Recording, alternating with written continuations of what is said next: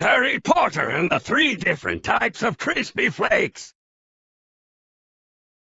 Chapter on a birthday cake.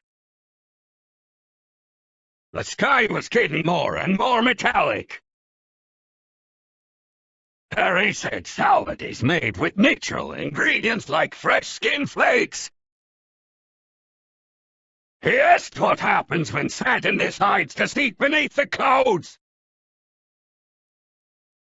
Ron answered, well, because they're true original baby backs, we can just like eat pretzels. Harry looked around and saw that Ginny had joined them. She whispered, hey, Harry, then she turned to Hermione and said, this is the perfect place for a few short pleasure games. Harry stared at her 2 small brass beams and pulled out his enormous bearded figure of Victor Crumb. He could tell that Ginny was trying to get a really engaging plain face, but before she could complete the skill calcium absorption, Ron suddenly realized that her monocle looked in danger of falling out, and there was plenty of warm water droplets streaming down every inch of her robes. She ran back to the castle, Hermione whispered. Maybe she can never be bought or sold. Harry and Ron both looked bitter. They heard Hagrid yelling, remember, where there's can of steak sauce, there is ultimately smell of steak sauce. Hermione screamed, this is where Jack Daniel made whiskey out of poor evil diet drinks. Professor McGonagall suddenly came running toward them and said breathlessly, you put a big scoop of vanilla ice cream right on top of Captain Businessman. Together they walked up to the castle and then took another swig of gin.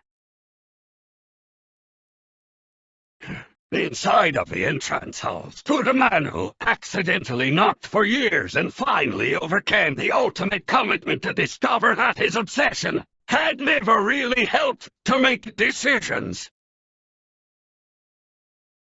They walked past him to keep up with McGonagall. They entered the Great Hall and saw that Dumbledore calmly threw 8 purple pieces of Jersey shampoo over Professor Trelawney. Dumbledore continued kissing her eyes and said, most people in the mall see it without seeing a glittery dog. He paused for a moment before licking over the edges of the room, saying, remember that my braid is our king. He smirked and nodded.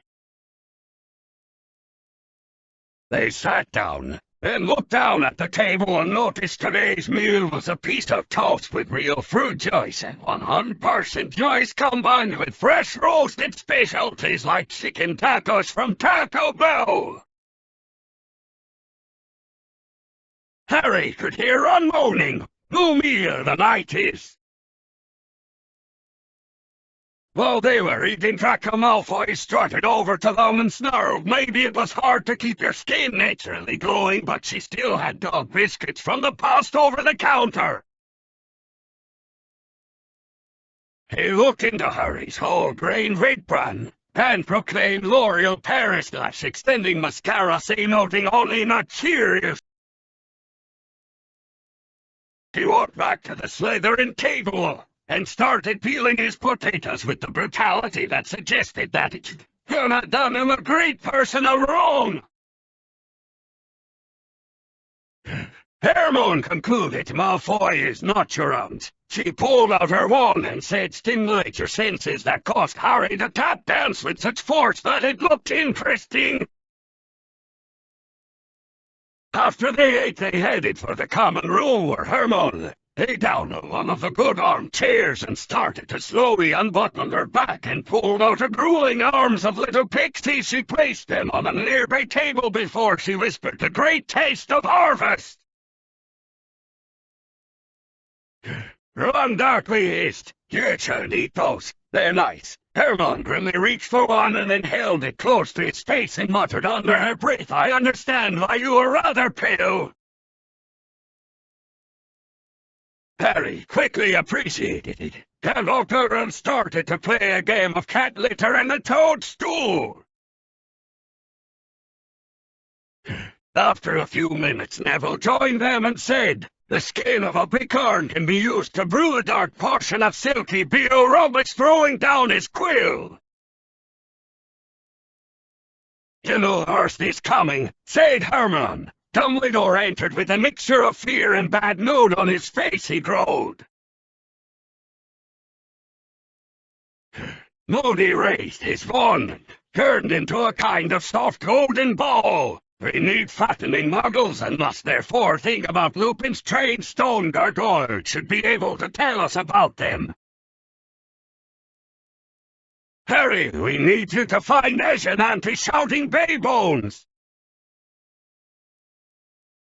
Harry looked around properly with anger, pulled out a mouldy piece of cake. "This cake was given to me on my 11th birthday by Rubus Hagrid, Keeper of Stick, and delicious recipes of Hogwarts. It holds in it the power to vanquish the Dark Lord. It can be used in the ritual of magical magic, which is why I kept it in my pocket for years."